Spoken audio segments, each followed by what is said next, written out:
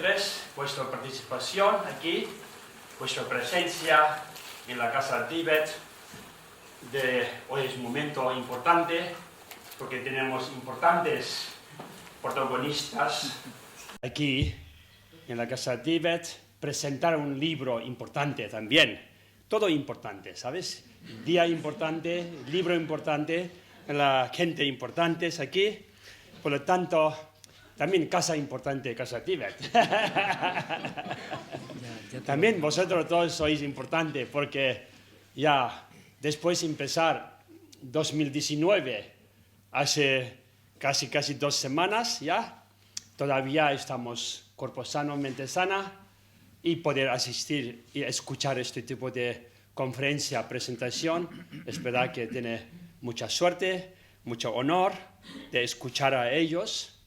Y después nada, benvingut a todos, sí, bienvenido por este tipo de ocasiones muy importante para aprender nuestra vida, aunque sea un momento, escuchar palabras sabias, espiritual, valores, ¿sí? Cómo vivir uno mismo dignamente, ser buena persona, tenga buen corazón, todo esto, aunque somos religiosos, no importa. Todos somos humanos en esta vida y la vida humana no dura por siempre, ya sabemos también. Tantos nuestros queridos amigos, familias, ya han desaparecido, despedido a nosotros.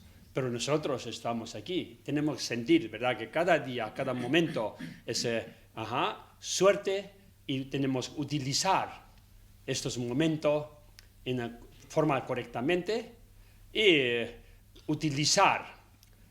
No es suficiente saber espiritualmente, dharma, sí, hablando religioso, ¿no? Saber es bastante fácil, pero más difícil es poner en la práctica. Por lo tanto, hoy, como ya me pidió bajar un momento y decir unas palabras, por lo tanto, siempre con muchas ganas de decir unas cosas, por lo tanto, este libro también, hablando un poco de diferentes tradiciones espirituales, de presente y futuro, ¿sabes? Y también pasado, no tiene que hablar tanto, porque ya pasó. Presente es más importante, vivir presente, actuar presente. Después futuro va a venir. Por lo tanto, espero que sí, en este libro, nuestros hermanos, sí, Elías Capriles, y también nuestro hermano, sí, Xavier Meloni, verdad que en Cataluña, en España, trabajando mucho sobre diálogo interreligiosos, hemos coincidido en algunos momentos, y también hoy aquí, sí, presidente de la sí, entidad budista, sí, de Cataluña, Pepe Ponte, y después aquí, Montse Castella, verdad que trabajando, coordinando diferentes temas. Bien, tenemos 4 importantes personas, y dejo a ellos que digan sus mensajes, sus propósitos, sus ideas y sus consejos. Muchísimas gracias. Gracias. Vale, gracias.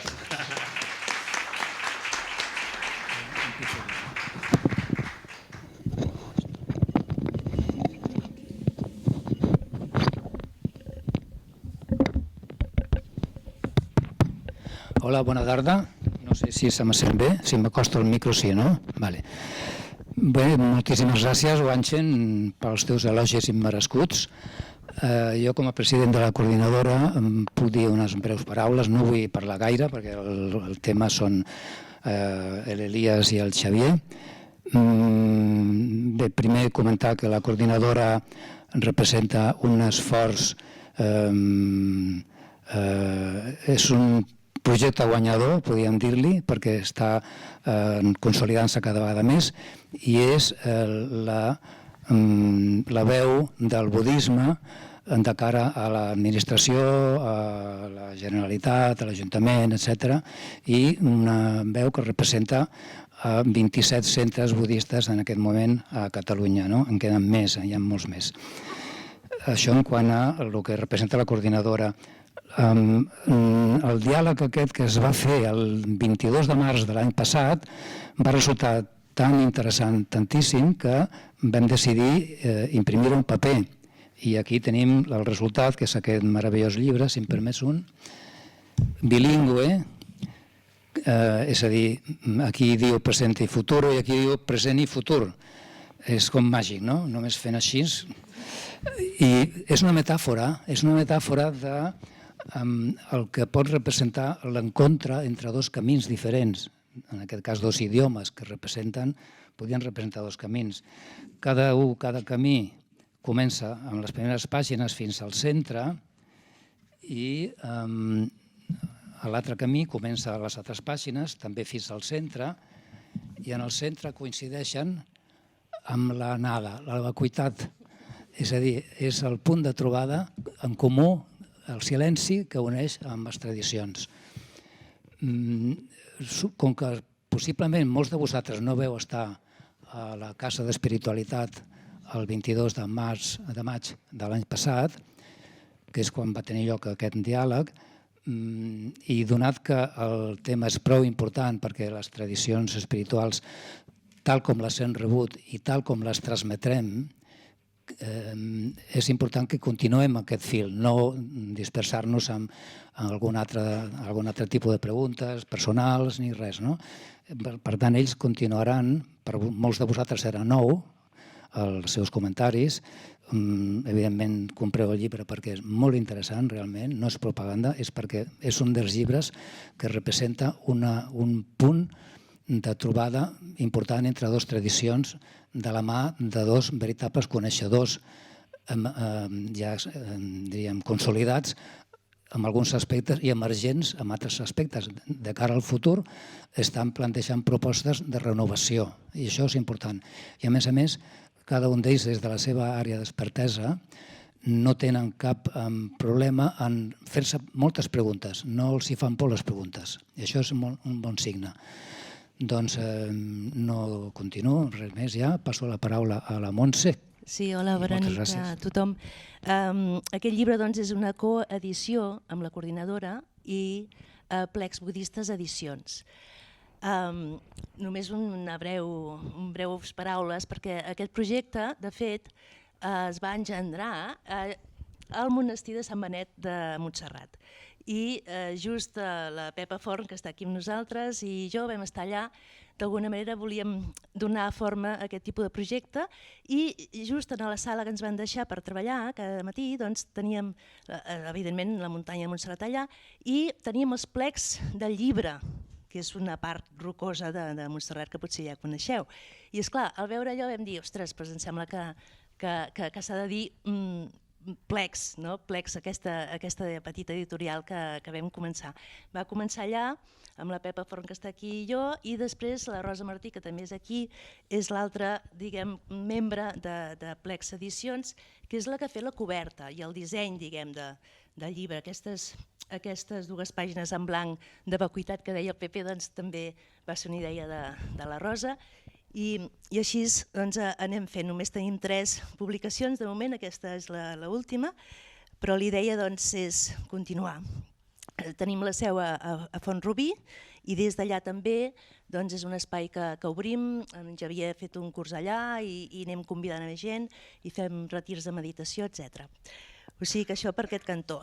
I llavors jo crec que ja hauríem d'anar començant a donar la paraula amb ells i dèiem, clar, amb el diàleg del maig ja vam parlar bastant d'aquest tema, però després també m'he trobat amb gent que esteu aquí que deu, ostres, però jo no vaig poder venir en el diàleg i m'agradaria que parlessin justament, clar, d'aquest tema. I llavors en Javier també ens va donar l'idea que igual anem aprofundint amb aquest tema. I ara recordo unes paraules que justament tu, Javier, ja me'l corregiràs, però que un dia va dir en el nostre caminar hem de tenir present 3 direccions que hem d'anar tenint present, simultàniament. Una és endavant, si m'equivoco, una és cap endavant, l'altra és cap amunt, amb el sentit de perspectiva, i l'altra és cap a dins. Llavors, jo, no sé, em pregunto de que igual amb aquest caminar que ells porten ja des del maig de l'any passat, a partir del diàleg, potser han trobat doncs, alguna cosa nova, entre cometes, o no, cometes, però és això potser el que ens podria ajudar a aprofundir en el diàleg. Què us sembla? Sí, y igual he hablado en catalán. ¿Tú entiendes? Yo más o menos. Lo siento. Doncs endavant. Sí, déjame, lo único yo diría que Sí.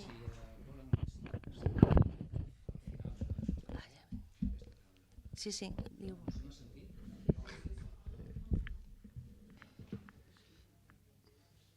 Un aspecte pràctic només i d'organització.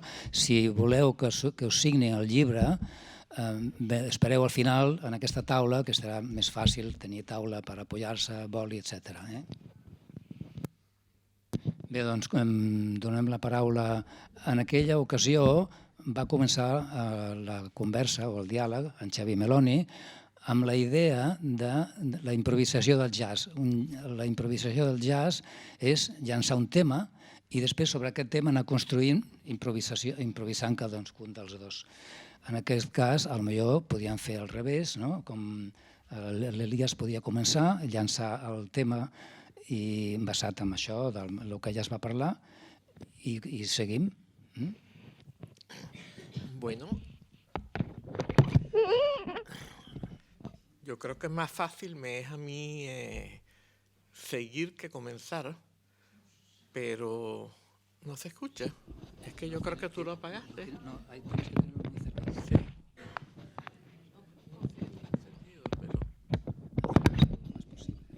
Sí. ¿Ahora? Sí. Ok.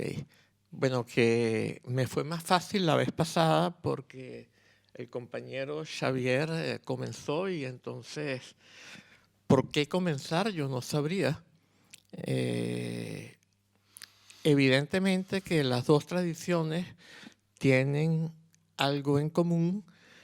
El budismo fue como una apertura a la compasión y el amor dentro de la tradición de la India, y el cristianismo fue el equivalente en la tradición judaica.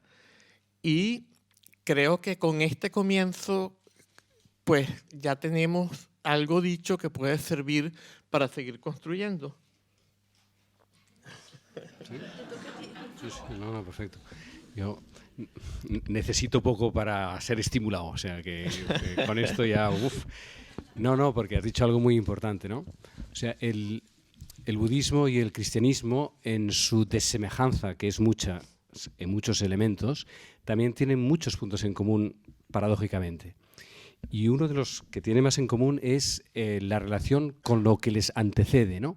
Porque tanto el cristianismo como el budismo son una discontinuidad en la continuidad o una continuidad en la discontinuidad respecto de la religión que les precede. El budismo respecto del hinduismo claramente el budismo sería impensable sin el hinduismo, y al mismo tiempo su discontinuidad de tal manera es radical que aparece una nueva religión. Sé que este tema de hasta qué punto el budismo es una religión también es un tema discutible y discutido, y podríamos entrar por ahí o no. Lo que quiero decir es que es una discontinuidad en la continuidad o una continuidad en la discontinuidad, depende de dónde pongamos los acentos, ¿no? Que es exactamente lo mismo que es el cristianismo respecto del judaísmo. El cristianismo sin el judaísmo es impensable. Jesús tenía una espiritualidad 100% judía, rezaba los salmos, iba al templo, practicaba todas las observancias judías, y al mismo tiempo hay una ruptura, hay una discontinuidad. De tal modo es así que nace una nueva religión, cosa que en principio no estaba previsto, ni por el mismo Jesús, ¿no? Pero de tal manera lo nuevo irrumpe, como en el Buda irrumpe respecto del hinduismo, que de hecho aparece una nueva vía. Bueno, yo creo que lo que nos convoca aquí, lo que la idea de Pep y de Monse cuando nos propusieron este diálogo entonces y la publicación ahora y el encuentro de ahora mismo, es porque de algún modo creemos que estamos tal vez en una situación semejante, en un reto epocal y también hasta cierto punto geográfico, pero quizás más epocal que geográfico, aunque también es un tema geográfico, porque las culturas son geográficas al mismo tiempo que son temporales, respecto de qué elementos esenciales del budismo en Europa, en el siglo XXI, en Occidente, han de permanecer para transmitir la esencia prístina, ¿no?, de la esencia fundamental del Buda, y qué elementos son culturales, que es geohistóricos, que en el tiempo y en el espacio gestaron una matriz que además ha tenido en el caso del budismo 3 manifestaciones, ¿no?, la Hinayana, Mahayana y el Vajrayana, ¿no?, o sea, las 3 manifestaciones menos reconocidas. Alguien habla del Euroyana o del West Yana, ¿no?, del camino de Occidente o de europeo, porque hay una mutación geográfica y temporal de tal manera radical que abriría una nueva vía sin dejar de ser budista. Esto es uno de los temas que apareció y que está latente, yo creo, en esta mesa, y a lo mejor en esta sala. Y en el cristianismo, pues algo semejante, ¿no? Es decir, los retos que hoy tiene el cristianismo en diálogo con la secularidad y con el diálogo interreligioso, de tal manera son radicales que algunos nos planteamos hasta qué punto la matriz tradicional del cristianismo puede soportar, digamos, tanta novedad como el judaísmo respecto del primer cristianismo, que de tal manera no pudo, que nació algo nuevo, ¿no? La pregunta que nosotros, como los que estamos en la tradición cristiana, tenemos esta cuestión que no la podemos resolver nosotros solo desde dentro, porque esto se produce en diálogo, en un diálogo más muy fluido y en un multidiálogo, porque el diálogo en estos momentos tiene muchos interlocutores al mismo tiempo, ¿no?, tanto internos de la tradición como con compañeros de tradiciones hermanas que compartimos esta época, este momento epocal que es los albores del siglo XXI, ¿no? Por lo tanto, lo que quería decir es que creo que vuestras preguntas, cuando como hemos hablado sobre estos temas, son las mismas que tenemos nosotros desde el cristianismo, nosotros desde el budismo, en cuanto a qué es lo esencial que ha de permanecer para ser muy fieles a la esencia de lo que cada tradición transmite, y al mismo tiempo qué cuestiones son más circunstanciales del tiempo o del espacio que pueden perfectamente ser modificadas, y eso no solo no hace perder la esencia, sino al contrario, posibilita recorrerla más, transitarla más con el lenguaje y con las circunstancias contemporáneas, ¿no? Yo creo que esto es lo que dio pie a estos debates, y es fantástico que esto puede estar escrito, porque como la vida avanza y nosotros también se supone que caminamos, pues es posible que de aquí 2, 3, 5 años pues apareciera otro diálogo más madurado, con más elementos en este proceso de reflexión y de diálogo que es lo que tratamos de hacer, ¿no? Sí.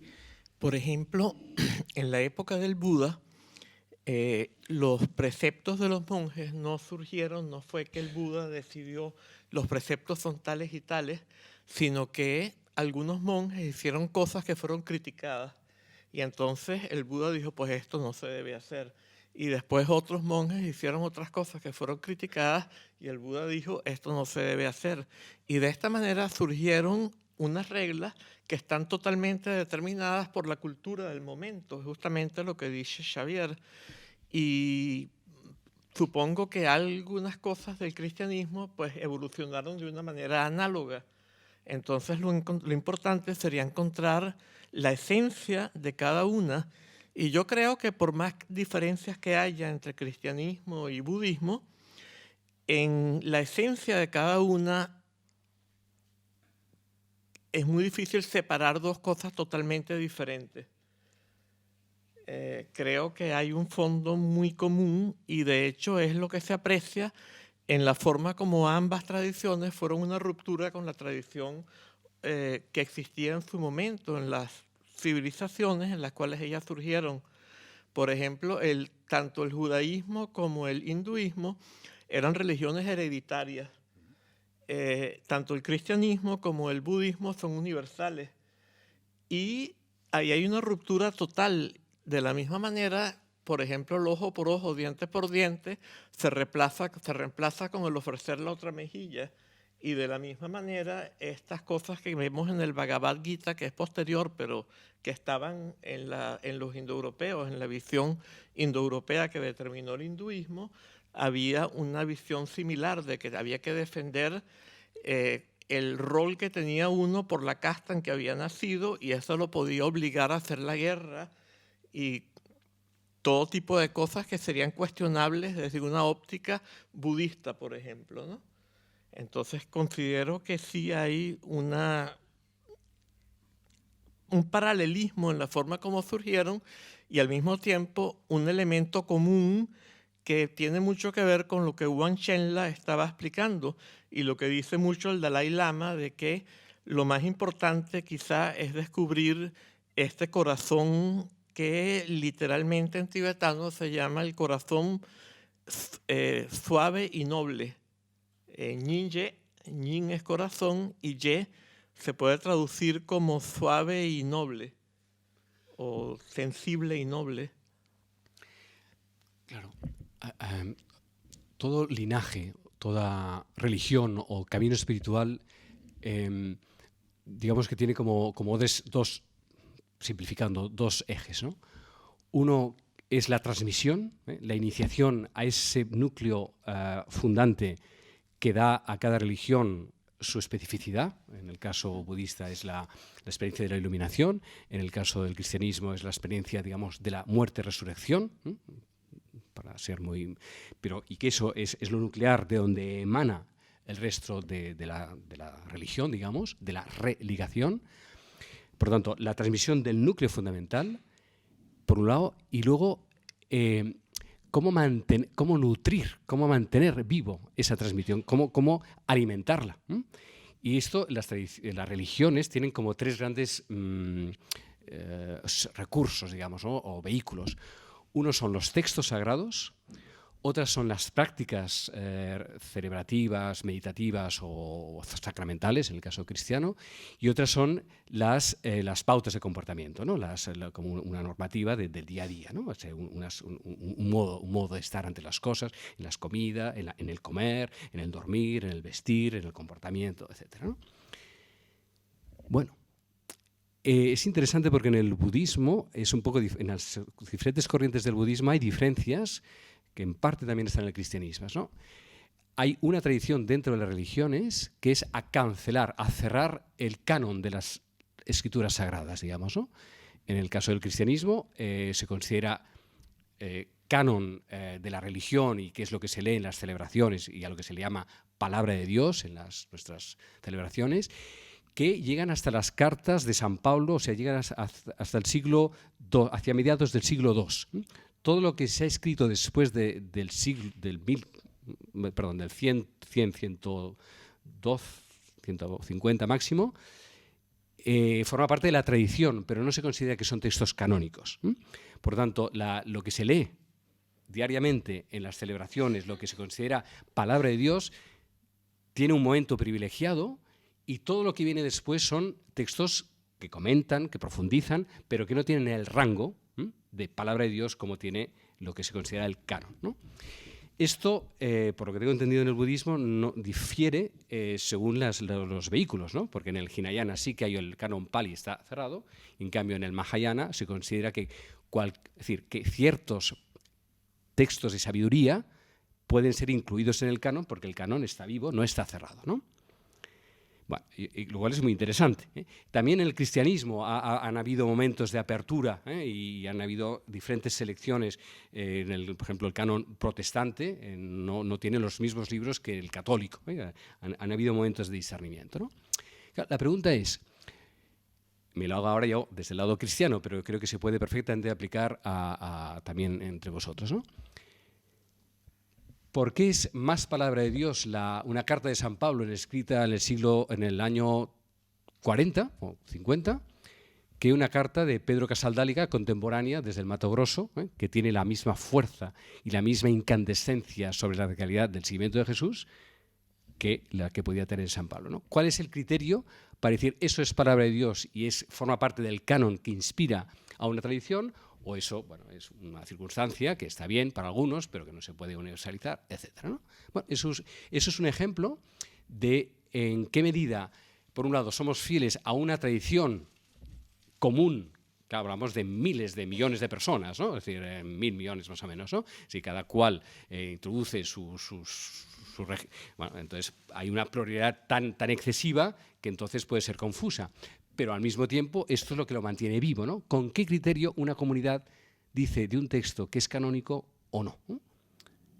Eso es un ejemplo que hoy yo creo que bueno, nosotros nos lo planteamos, ¿no? Por ejemplo, voy a poner otro ejemplo. El de la Eucaristía. En la Eucaristía, sabéis, se celebra con pan, con trigo y con vino, lógicamente, ¿no? Pero porque esto ha nacido en los países mediterráneos y aquí para nosotros nos resulta problemático. Pero en la selva de la Amazonia o en las estepas de Mongolia, lo que fuere, que no hay ni... Bueno, quizás en Mongolia sí que hay trigo, pero en las Amazonias ciertamente no. Hay maíz y habrá té o otra bebida, ¿no? La Eucaristía se puede celebrar de una forma mucho más significativa porque el alimento común, las tortas son de maíz y no de trigo, y las bebidas son de algún elemento fermentado de allá y no un vino de vides que no está, ¿no? ¿Con qué criterio se puede innovar el rito fundamental o la sustancia del rito fundamental sin que pierda su significado? Al contrario, no lo pierde, sino lo puede ganar mucho más todavía. Pero ¿quién discierne eso? ¿Cómo se discierne? ¿Es la comunidad local? ¿Hay un encuentro de sabios o maestros que dicen sí, hasta que no? Son cuestiones que están muy vivas en estos momentos, ¿no?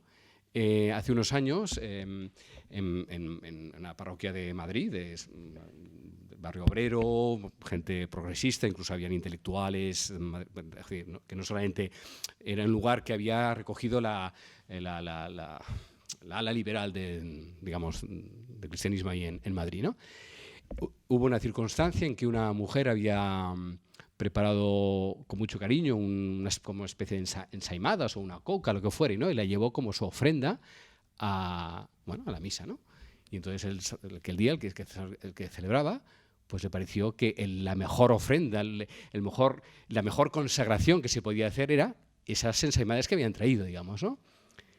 Bueno, eso sacado de contexto, ahí celebran la Eucaristía con ensaimadas, y entonces, bueno, entonces muy fácilmente se desprestigia y entonces se pierde. Pero en ese momento, eso es un gesto muy bello, ¿no? Porque es lo que esa mujer con esfuerzo ha traído y eso es lo que se convierte en la tradición cristiana en cuerpo de Cristo, ¿no? Bueno, ¿cómo se discierne esto? ¿Cuál es el límite? ¿Cuál es la autoridad interna de una comunidad o la extensión de esa posibilidad para hacerlo o no hacerlo, ¿no?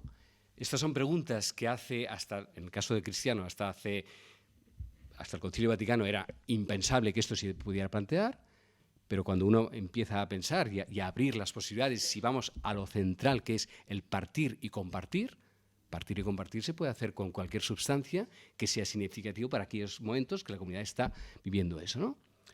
Pero al mismo tiempo, si lo sacas de contexto, entonces se convierta... Bueno, ¿cómo se discierne esto, no? ¿Cuáles son los criterios para decir por ahí hay camino o cuidado? Que esto ya nos hace entrar en lugares pantanosos donde es difícil tener criterios claros, ¿no? ¿Es nuestro tiempo el osar en cada circunstancia el signo significativo? ¿Nos hemos de remitir a una tradición 2 veces milenaria para ser fieles a un signo y que tiene su razón de ser? Yo lo respeto mucho, pero también entiendo que se puede hacer aparentemente transgrediendo la sustancia. Bueno, esas cuestiones siguen abiertas, muy abiertas, ¿no?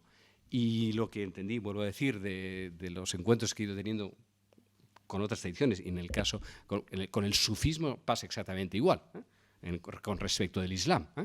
Con Monse, cuando hemos hablado, también esas preguntas están abiertas, ¿no? ¿Traducir es traicionar? Gran tema de las traducciones de los textos, ¿no? En un texto, bueno, como el texto está quietecito y no se mueve, pues se hace una traición, pues no ruge, digamos, ¿no? Pero a lo mejor cuando se lee o cuando eso se pasa a una práctica, y dice, bueno, ¿qué traducción es esta, no? ¿Me reconozco o no me reconozco? La actualización de esa palabra adaptada a ese momento, por un lado, la acerca, pero por otro lado, a lo mejor la aleja de los orígenes, o no, mantiene su incandescencia primera. Todas esas preguntas están abiertas. Sí. Hay algo que es muy importante ahora.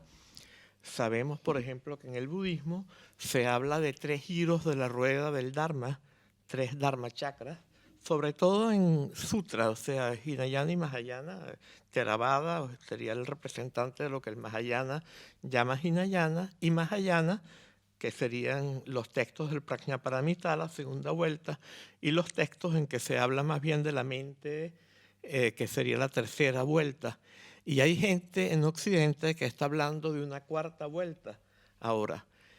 Pero ahí tenemos el problema justamente de cómo discernir si eso verdaderamente se puede considerar como una nueva enseñanza budista o si es algo más bien que rompe totalmente con la esencia del budismo. Y a mí me parece que es algo muy difícil para la gente determinar. Por ejemplo, en mi caso, la persona que habla de esto, que no vale la pena mencionar por nombre, plantea que tanto a nivel individual se van creando estructuras, a nivel individual ontogenético, como a nivel filogenético de la evolución de la especie. Van surgiendo estructuras. Y la iluminación es una estructura por encima de todas las estructuras. Eso, desde el punto de vista mío, tanto de la teoría como de la práctica, contradice la esencia misma del budismo, que es descubrir la naturaleza búdica que siempre estuvo allí, ver a través de todas las estructuras y no más bien construir estructuras nuevas.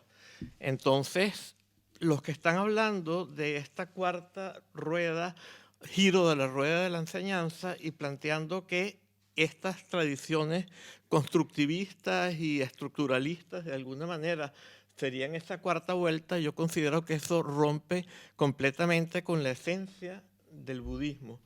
Entonces, sin embargo, por otra parte, el budismo tiene que adaptarse, porque estamos en otra época y, como decíamos, sobre todo la parte de lo que tiene que ver con las reglas del Vinaya, de la forma de comportarse y todo esto, fueron surgiendo según cómo la gente fue criticando lo que hacían algunos monjes.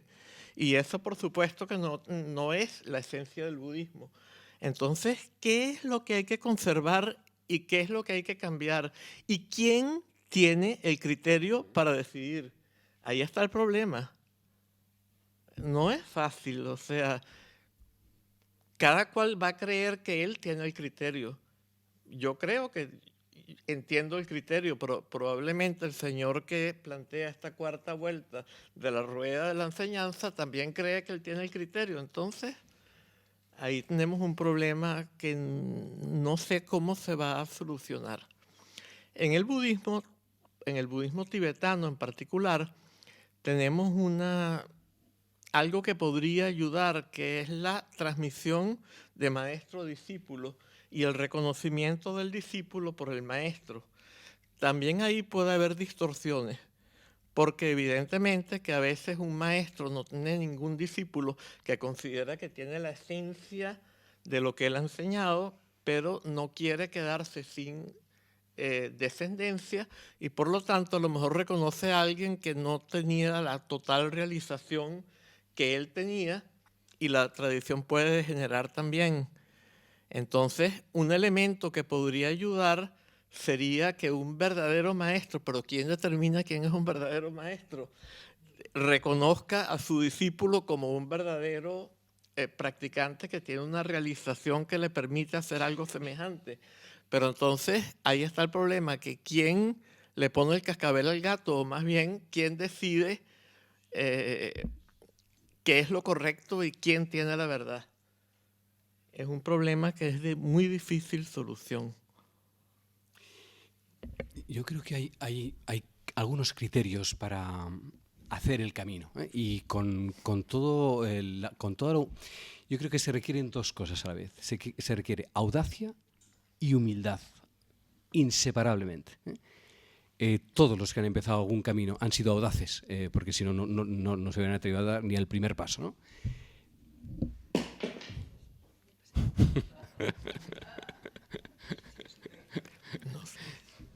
Vamos a interpretar el signo.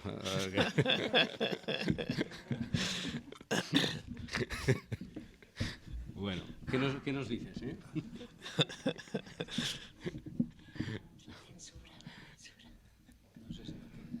Seguimos, bien.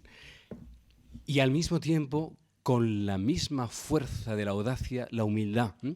Y la humildad significa la capacidad de ponerse en cuestión a sí mismo y de escuchar a los demás, ¿no?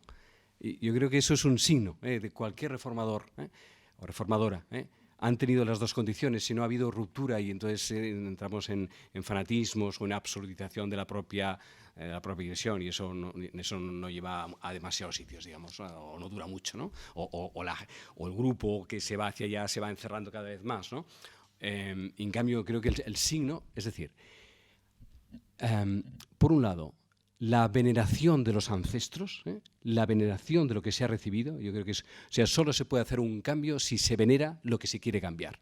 Si no hay veneración, si hay irritación, cansancio o autoafirmación, yo creo que hay una disonancia, que hay una falta de comunión fundamental con el origen que yo creo que ya de entrada a mí me parece invalida, ¿no?, lo que se propone.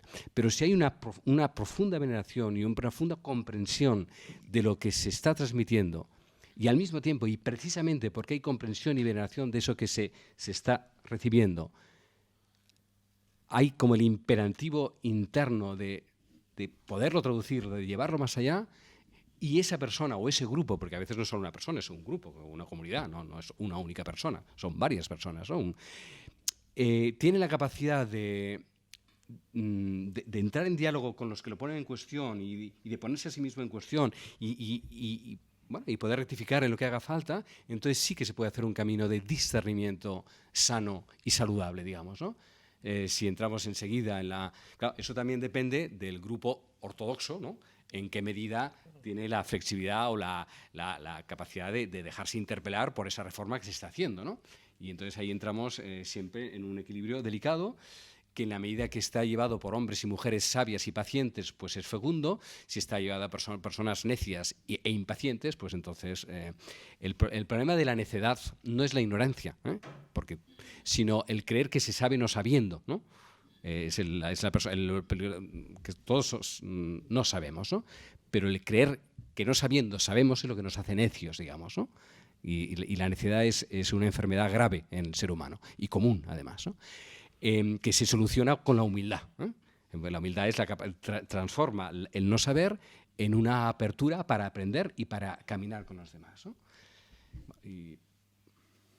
Sí, yo creo que quizá, por supuesto que no es un criterio que se pueda universalizar, pero a mí me gusta hablar del estado de comunión. Y es un punto, una palabra que conecta con el cristianismo.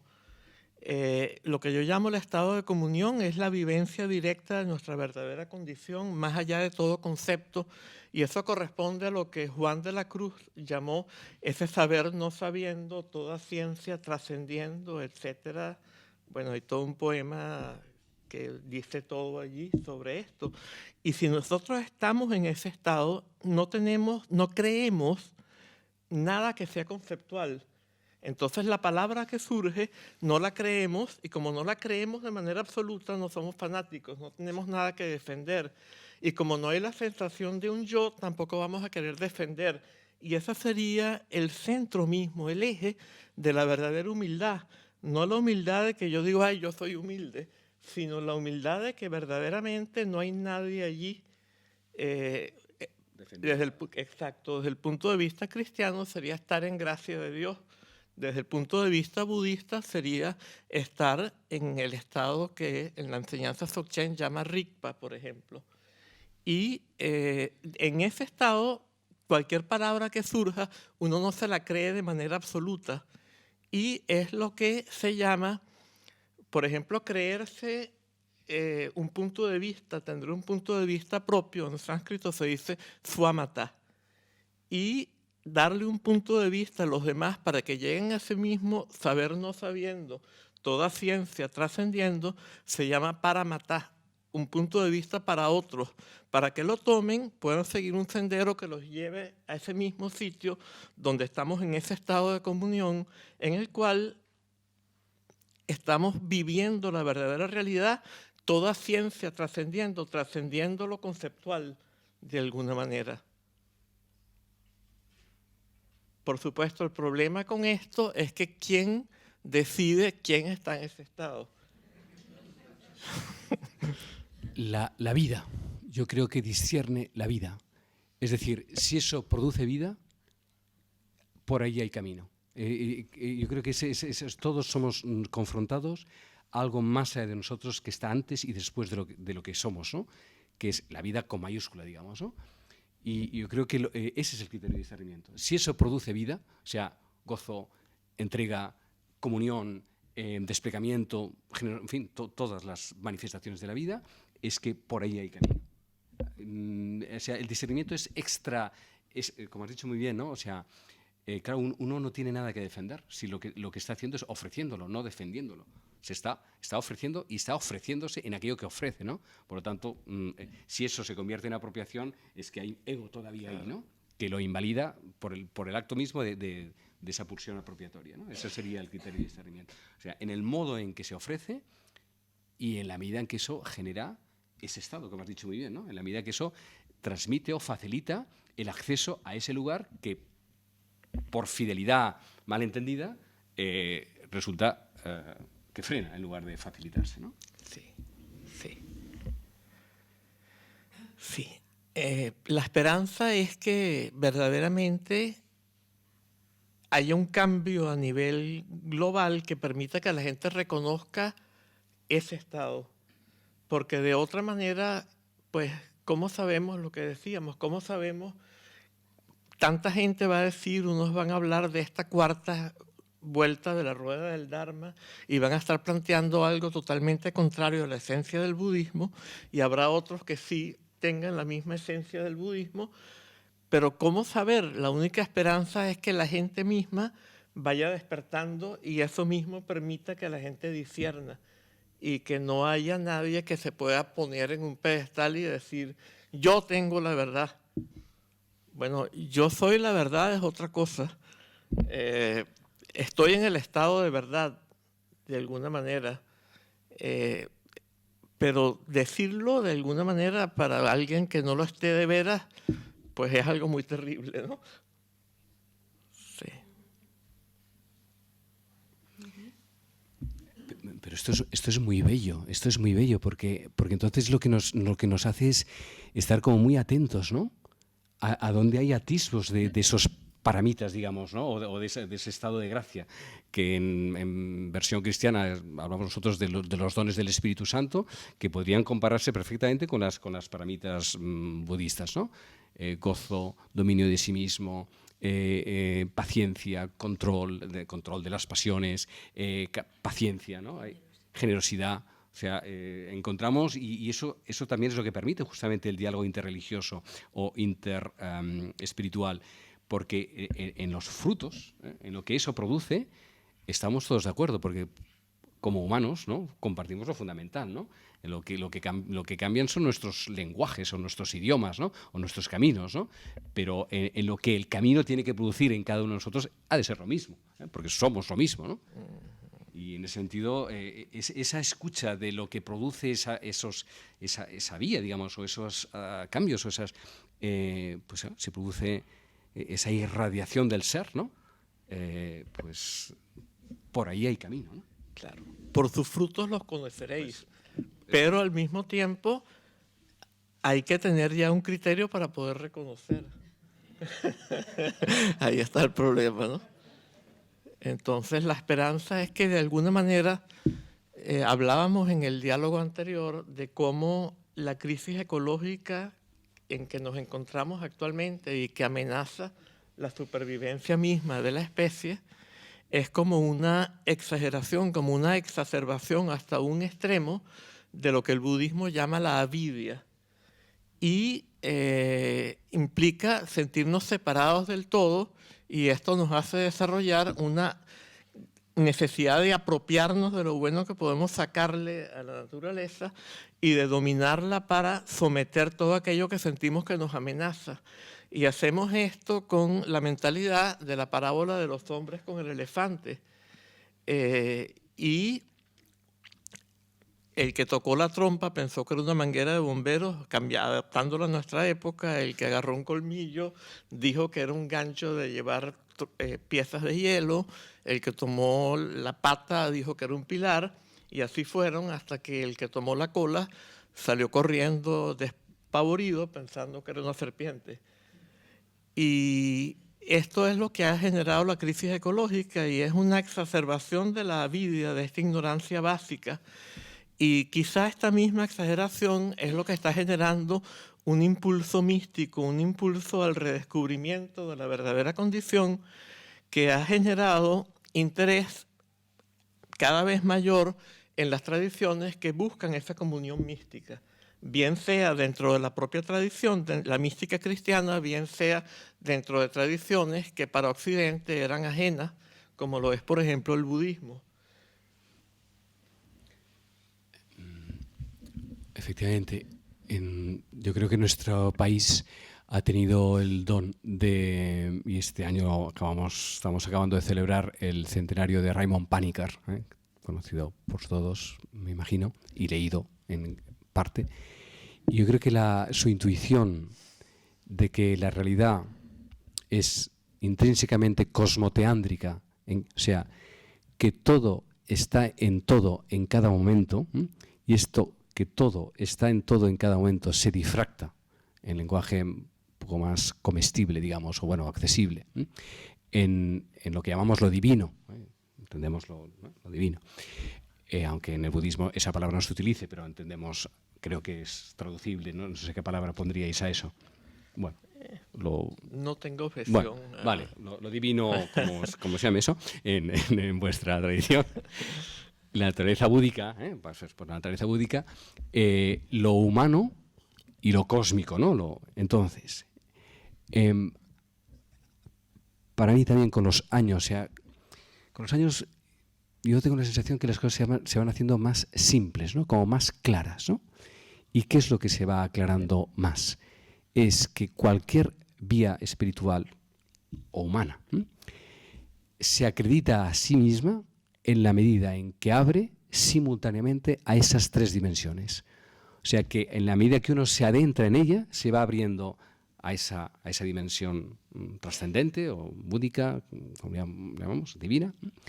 Se va abriendo a lo humanum, a la capacidad de compasión y de ternura y de solidaridad, las palabras que utilicemos, a la empatía intrarrelacional, tanto de pareja, de familia, pero sobre todo cada vez más universal, se va extendiendo, ¿no? La capacidad de compasión crece, no solo por intereses de conocimiento o de cercanía, sino bueno, esa compasión universal. Y sensibilidad por la naturaleza, por lo ecológico, ¿no? por la reverencia a todos los seres. Cualquier vía que simultáneamente se abre y va haciendo a la persona más descentrada de sí misma en esas tres direcciones, se acredita a sí misma, sea siguiendo las grandes tradiciones milenarias, sea abriendo una nueva vía que a lo mejor todavía no tiene nombre, o la obtendrá, o se acabará con esa misma persona, pero que está descentrándose de sí misma en esas tres dimensiones. Yo creo que es un criterio de discernimiento intrínseco a los frutos mismos que ese grupo, esa persona o esa tradición está dando en su entorno. Claro. Y justamente yo creo que cuando surgen estos tres elementos es justamente cuando se ha encontrado este estado de comunión. Y ese es el mismo criterio que estábamos postulando. La cosa es que sepamos reconocerlos por sus frutos. Y eso es lo que espero que esta transformación que se está dando por la exageración de lo malo pueda justamente permitir que suceda y que nos dé el criterio para poder reconocer qué es lo que es correcto y qué es lo que aparentemente rompiendo con la ortodoxia, mantenga lo verdaderamente ortodoxo de la ortodoxia, que es ese estado de comunión y esa vivencia humilde sin ser humilde, y que depende, todo viene de ese estado en el cual, como no hay yo, pues no puede haber un pecho grande que se hincha y se sacude de alguna manera. Ok, perfecto. Entonces, vamos a ver, para que lo diga. Bien, bueno, podríamos continuar mucho porque es un camino muy abierto, tan abierto que no sabemos o no podemos ponerle cauces todavía. La vida misma los pondrá en la medida en que haya una respuesta a estas preguntas y se convierta en un reto para la sociedad y para los individuos. Son las 8 ya. Creo que sería bueno que participarais con vuestras preguntas, con vuestras inquietudes. Si queréis, no tenemos límite todavía de tiempo. No creo que nos echen enseguida, pero podemos ir empezando dando la palabra. Tenemos el problema del micro.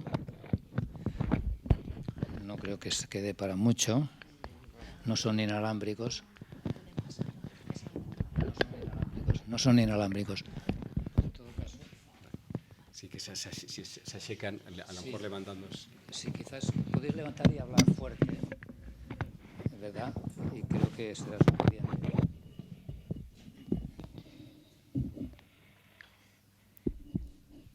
Sí, ponte de pie, por favor, y grítalo. A mí me ha gustado mucho cuando habéis hablado de que la esencia de todas las religiones son la misma. Entonces, ¿no creéis que realmente el futuro de todas las religiones es la misma? Es la unidad de todas las religiones.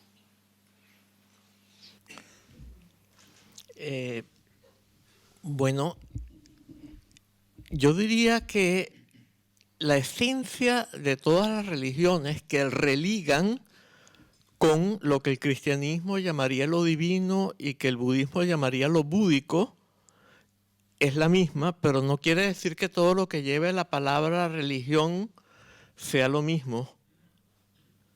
Entonces, evidentemente que lo que es la religión para los talibanes no es verdaderamente religión para mí. Yo creo que allí habría que discernir, ¿no? Sí, sí. A ver, yo diría, son grandes preguntas, ¿eh? Y esas preguntas son caminos a recorrer, ¿no? Una pregunta bien hecha abre una brecha, ¿eh? Y entonces hay que recorrer, la pregunta hay que recorrerla, ¿no? Y se va respondiendo existencialmente en la medida que se va experienciando esa misma pregunta que se ha hecho, ¿no? Y esa es nuestra generación camina gracias a estas preguntas, ¿no? Y se abren brechas nuevas, ¿no? Con el tema del diálogo interreligioso y de la pluralidad y unidad de las religiones, para mí también se van como clarificando cosas. Yo diría, todas las religiones van al mismo lugar, pero no por el mismo lugar. Y qué bien que no vayan todas por el mismo lugar, al mismo lugar, ¿eh? Porque eso permite que la montaña sea más rica en sus diferentes itinerarios, ¿no? Todas van a la cima, pero ¿por qué no unas pueden ir por el lado norte, otras por el lado sur, otros por este, por el oeste? Unos encuentran bosques, otros cascadas, otros desiertos. Lo importante es que vayamos hacia el mismo lugar, ¿no? Y que en el camino o cuando alcancemos la cima nos comuniquemos, ostras, pues por ahí hay una cascada, pues por ahí nos hemos muerto de sed y a lo mejor hubiéramos podido... Bueno, es decir, en ese conocimiento de las diferentes frondosidades o de las diferentes perspectivas de la montaña, la riqueza de las religiones es también necesaria, ¿no? Entonces sí, yo creo que lo nuevo del tiempo en el que vivimos es que vamos hacia el mismo lugar, que ese estado de iluminación o de comunión o de gracia o como le queramos llamar, pero que entendemos a qué se refiere. Pero que eso pueda ser desplegado y recorrido de diferentes modos, eso es muy rico y eso es muy bello, ¿no? Entonces vamos al mismo lugar, pero no por el mismo lugar, ¿eh? Y esa diferencia de lugares es lo que enriquece lo que se llama la hieropluralidad o la hierofanía, ¿no? La diversidad de lo sagrado, ¿no? Porque la naturaleza también es diferente. Hay bosques de hayas, de pinos, de coníferas, de diferentes árboles, que sería una pena que solo hubieran bosques de una sola especie, ¿no? Y al mismo tiempo esa frondosidad no nos confunde, al contrario, nos enriquece. Algo así, ¿no? Sí. Sí, por favor. además de las tres dimensiones cosmoteátrica, el cristianismo no reconoce también una dimensión subjetiva, no el yo ni el ego, sino una identidad singular, profunda. El amor es un diálogo, una común unión, no fusión. Eso tiene lógica desde el yo. Cuando hay yo, necesariamente hay un tú. Cuando no hay yo, tampoco hay tú.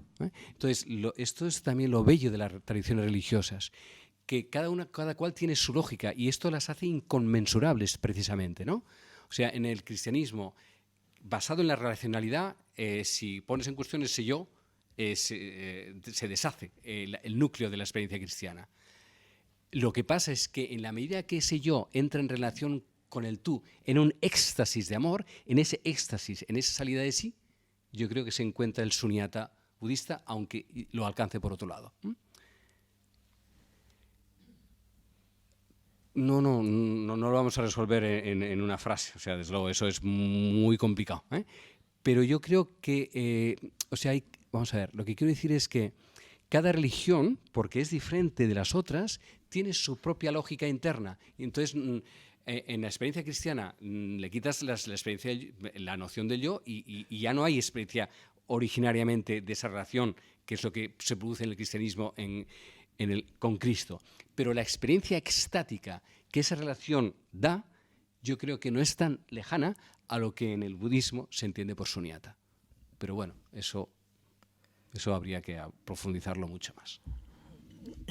Yo quizá agregaría que en el Dzogchen en particular hay un término que es Zozo Rigpa Yeshe, que se podría traducir como la vivencia del Rigpa en uno mismo. O sea, la vivencia del Rigpa es la misma para todos los individuos, pero cada uno la vivencia desde su propia corriente mental. Y la forma como se concibe esta corriente mental en el budismo y cómo se concibe el alma en el cristianismo están explicadas de maneras distintas, pero cuando un alma está en el estado de gracia para el cristianismo o cuando alguien está vivenciando el Rigpa desde su propia individualidad, la vivencia yo no creo que se pueda verdaderamente distinguir.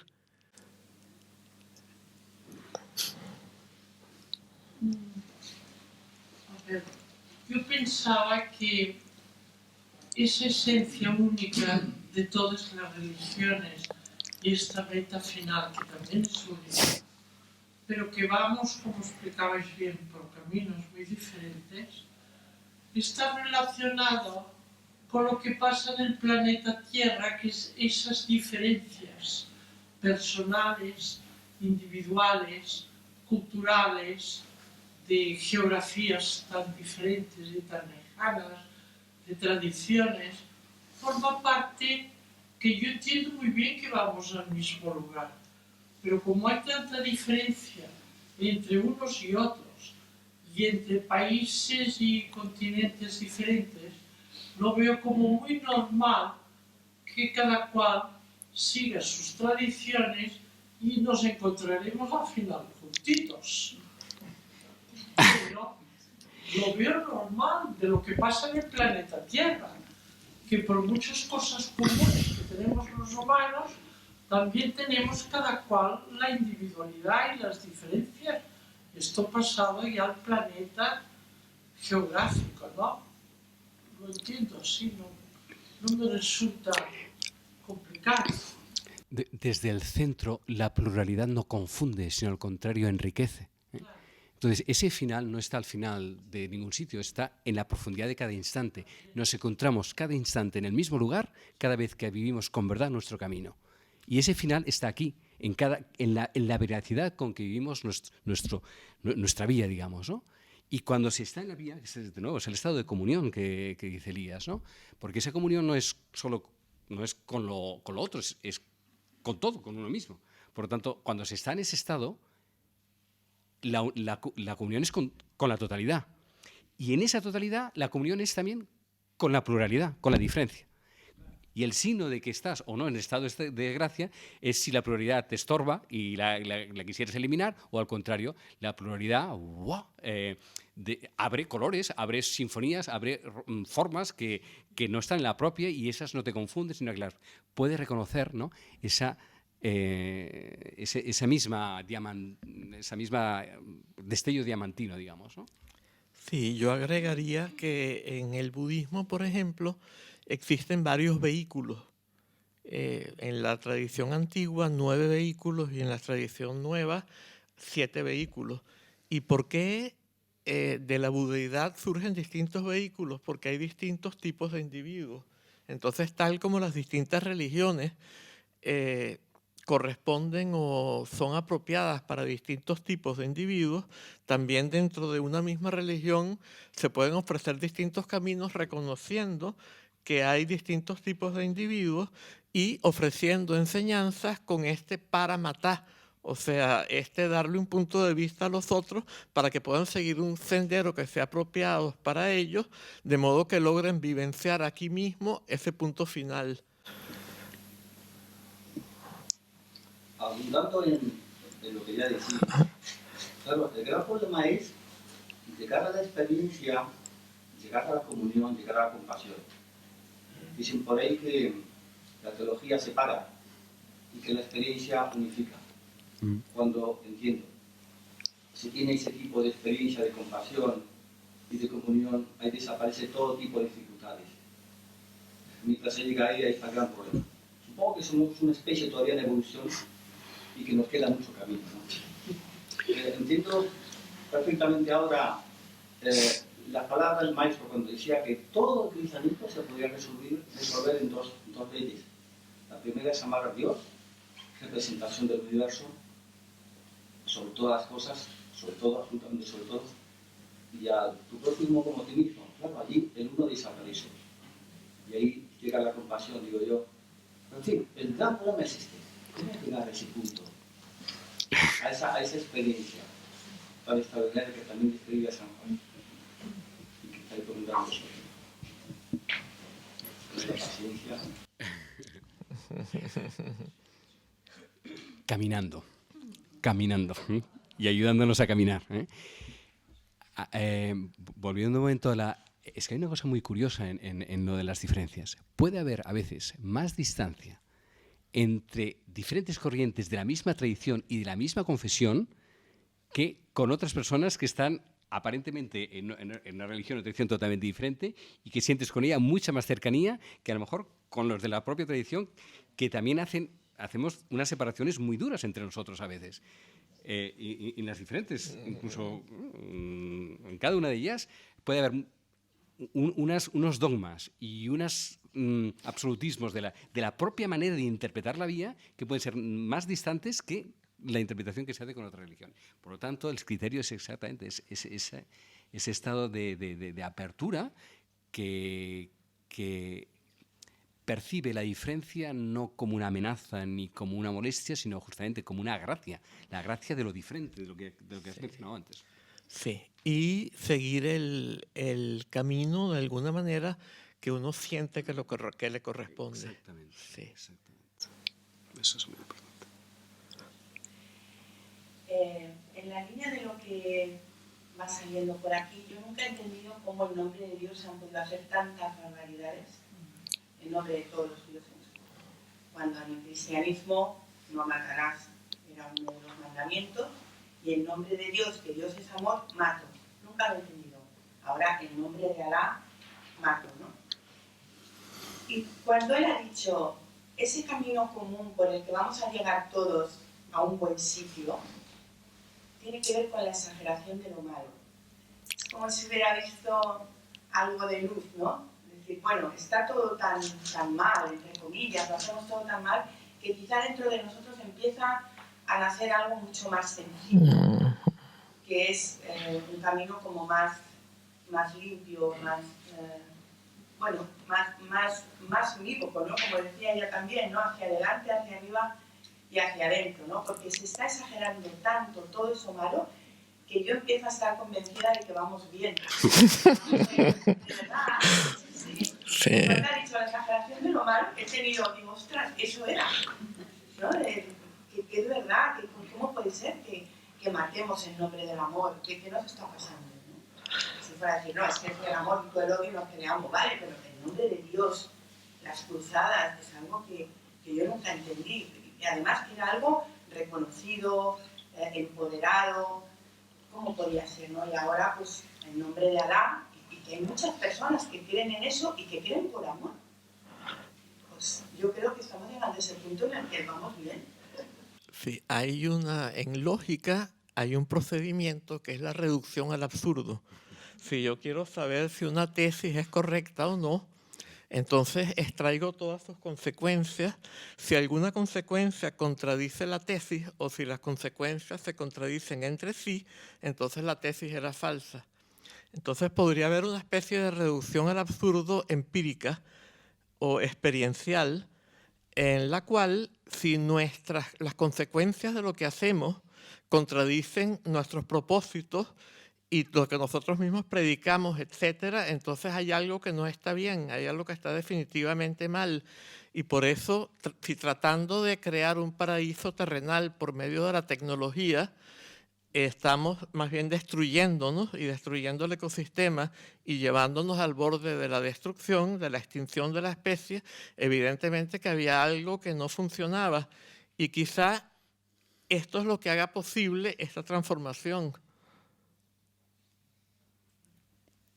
Esto, por un lado, totalmente de acuerdo, y añadiría que lo propio de la sociedad laica o secular en la que vivimos es la sospecha y la reserva que tiene respecto a las palabras absolutas, digamos, ¿no?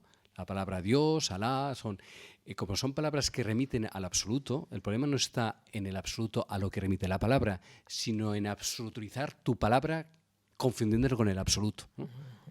Y ese es el problema de las religiones, que aunque señalan algo que está muy por encima de ellas, en la medida que absolutizan su vía, es lo que las hace muy peligrosas, ¿no? Y entonces, en un contexto secularizado e interreligioso, eso impide, de alguna manera, en el espacio público, la absolutización de cualquier vía. Y en ese sentido, la secularidad es una vía purificativa, que ayuda a quitarle pretensión a nuestras palabras que, si las viéramos de verdaderamente, nos vaciarían de esa misma pretensión, ¿no?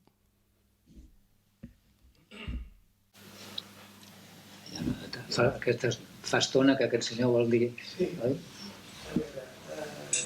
Estem en un planeta que, bueno, tot això que s'ha dit, que s'ha molt bé d'anar tots d'acord, però dona la possibilitat que hi ha 85 milions de persones que estan passant gana. I alguns hasta l'extinció, o sigui, hasta la mort. Això és una cosa que està contrastat amb la FAO, l'organització, i la gent ho sap. Això no contribuï una mica, això, aquesta possibilitat d'anar després tots d'acord i d'alguna forma conèixer, a aprendre a distingir el que està bé i el que està malament? No sé, aquí hi ha moltes preguntes. Com s'aneix això? El problema es que yo no pude entender bien porque no hablo catalán. El problema del hambre, ¿no? El problema del mal. Okay. Cómo podemos convivir, cómo las religiones pueden convivir con realidades como escandalosas, digamos, como 800. Yo lo que diría es, si las religiones sirven para anestesiar esa verdad, son falsas. Si las religiones sirven para despertar la conciencia de que esto está por resolver, entonces tienen su lugar en el planeta. Bueno, estamos en ello. Jo crec que sí. És a dir, bueno... O sigui, jo crec que mai havíem estat ni tan malament ni tan bé al mateix temps. O sigui, el problema que la novetat del nostre temps és que tenim una informació que abans mai l'havíem... Era impossible, no la teníem. Succeïen coses, però no sabíem que succeïssin. En aquest moment sabem... I el problema és que en quina mesura podem ser responsables del que sabem, no? Aquesta és la novetat, que tenim una informació que abans no teníem, però jo diria que la consciència solidària, planetària que avui tenim no s'havia donat mai en èpoques anteriors. El que passa és que això no resol el problema, però la consciència planetària de solidaritat jo crec que no s'havia donat com avui s'està donant. Jo em faig també de coneixement, o sigui, com diríem abans, és sabidoria. Sí, clar. Clar, nosaltres cometen errors si no tens sabidoria, no? Aquí fin no entendí. Ok. Yo quería agregar quizás, no puedo hablar en catalán porque no hablo catalán. Yo agregaría que, por ejemplo, otro elemento que tienen en común el cristianismo y el budismo es que, por ejemplo, esta empatía con los pobres y con los desheredados, de alguna manera, Jesús abrió a todos y decía esto de que era más difícil para el rico entrar por el ojo, ¿cómo era la cosa? Del ojo de la aguja. Y también hay muchos elementos, por ejemplo, en el Buda, en el budismo hay varios sutras que plantean que la propiedad privada fue la fuente de una cantidad de males, y hay también el cristianismo primitivo, la misma eclesía. En la Grecia antigua había dos tipos de reuniones. La eclesía era la del pueblo llano, y de ahí viene la palabra iglesia. De alguna manera el cristianismo primitivo era una vivencia comunitaria, no una vivencia de distinciones de unos contra otros. Y yo creo que todo lo que es verdadera religión, que está basada en la compasión, porque está basada en la comunión, en la que se disuelven los límites de la individualidad, y eso automáticamente trae compasión, tiene que tener esa actitud.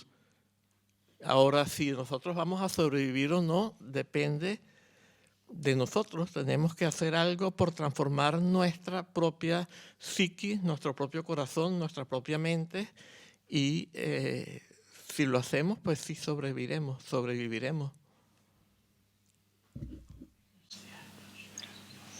Una pregunta.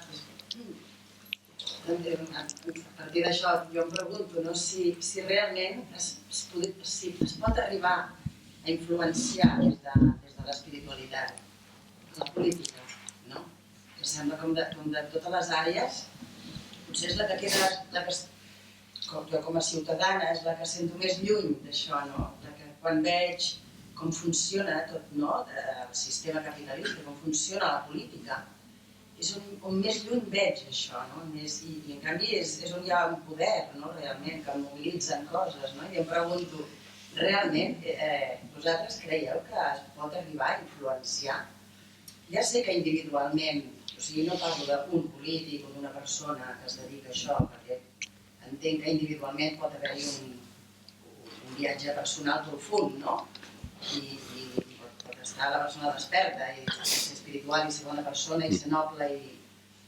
Però clar, o sigui, parlo dels càrrecs, dels llocs, del sistema polític, com funciona. Si creieu que es pot arribar a influenciar o es pot arribar a canviar.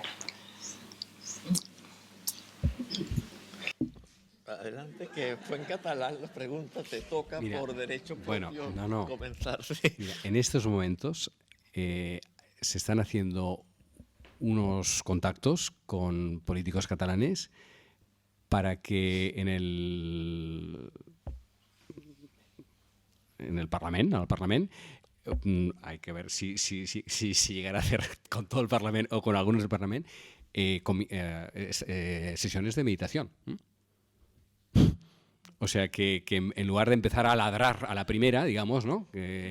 Pues que haya que una contención de la palabra, una escucha, y que o sea, que antes de entrar en el Parlamento hubiera como un tiempo de decantación y disponibilidad para bueno, esto hace a lo mejor 5 o 10 años, vamos, solo plantearlo sería, bueno, estás bocho, ¿qué? En esos momentos se ve que hay una necesidad de eso, porque si no, nuestras palabras resultan totalmente tóxicas y inútiles y destructivas, ¿no? Por lo tanto, yo creo que sí hay signos de que la cosa está tan mal, como se ha dicho, que a la fuerza hemos de hacer algo. Entonces, hemos de cambiar el Padre Nuestro o lo que fuere, o jurar bajo un crucifijo, lo que sea, que esto, desgraciadamente, no ha sido garantía de nada, más bien ha revuelto las tripas, porque que se está jurando delante de quién, si luego se va a hacer todo lo contrario. O sea, los rituales tradicionales antiguos han dejado de tener credibilidad y yo creo que estamos en un momento de redescubrir cómo hacer de un modo que no sea confesional, porque lo confesional es particular y eso no nos separa, pero en cambio lo común, que es ese estado de acogida o de silenciamiento que pudiera implicar, yo creo que son cosas que hoy en día se están empezando a plantear.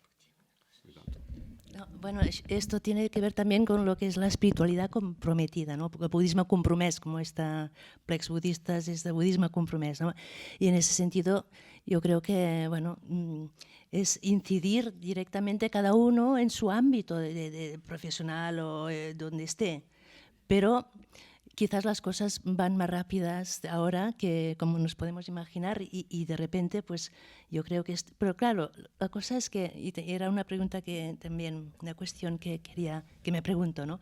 Toda esta transformación o incidencia que queremos hacer en que las religiones sean realmente vehículos en nuestra época, como has dicho, laica, una sociedad laica, para que haya este proceso de traducción también, ¿no? Para que continúe habiendo esta transmisión, se tiene que incidir directamente desde el núcleo, o sea, desde el Parlamento, por ejemplo, o desde fuera de la institución, o es interdependiente también, me imagino, ¿no? O sea, no solo desde dentro, no solo desde fuera, pero... Y en este caso, con este ejemplo del Parlamento, yo creo que queda como claro, ¿no? En el budismo una acción puede ser física, verbal o mental, o sea, todo lo que pensamos y lo que decimos es también una acción, ¿no? Y esto, tarde o temprano, pues va a dar sus frutos, yo creo. Igual somos muy optimistas, no sé. Pero yo creo que esto ya es un signo de que algo está cambiando, porque el mismo hecho de que, como dices tú, que esto hace 10 años sería inconcebible, pues ya esto implica que algo está cambiando y es muy esperanzador. ¿Y por dónde ir? Si ir por dentro del núcleo de la política o ir por fuera, por donde está el pueblo.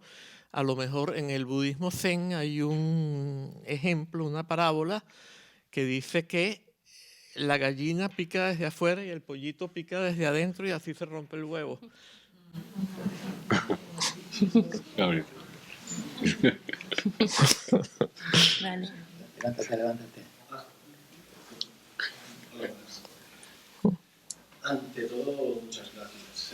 Es un gran diálogo el que se está ofreciendo, como siempre, con esta generosidad. Ha habido intervenciones de todos maravillosas. Entre ellas quería recoger algo que me llama la atención ante todo, ¿no? Que es esa necesidad de unidad, por una parte.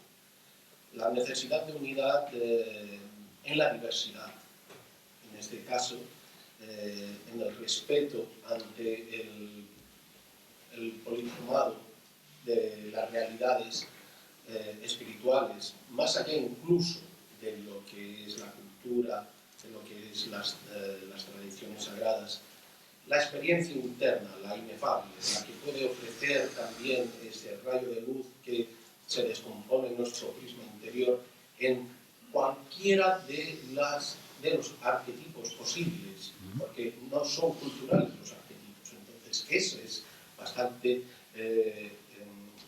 digno de meditar. Como también el concepto sobre el yo subjetividad y no proyectividad, que confundimos la objetividad y la subjetividad con la proyectividad de nuestro ego. Entonces, la subjetividad que ya se referenciaba al principio de individuación y de completitud en nuestro trabajo de desarrollo espiritual, es el que ofrece también esa capacidad de pulir el prisma para que se pueda hacer este espectro. Con ello, también me han gustado las intervenciones de que quizás estamos yendo bien. Pues sí, efectivamente, estamos yendo bien porque también se está emergiendo las fuerzas del mal, que es en el momento en el que cuando uno está más cerca de la luz, más potentes son las fuerzas oníricas, más fuerzas son las fuerzas oscuras. Entonces, sí es cierto, y se está moviendo el universo. Entonces, evidentemente, hemos de tener la capacidad de vivir la danza entre la vacuidad y la individualidad, en esa danza de la dualidad en la cual no podemos salir, porque ni Mani pudo salir de ella para describir el bien absoluto o el mal absoluto en el cosmos.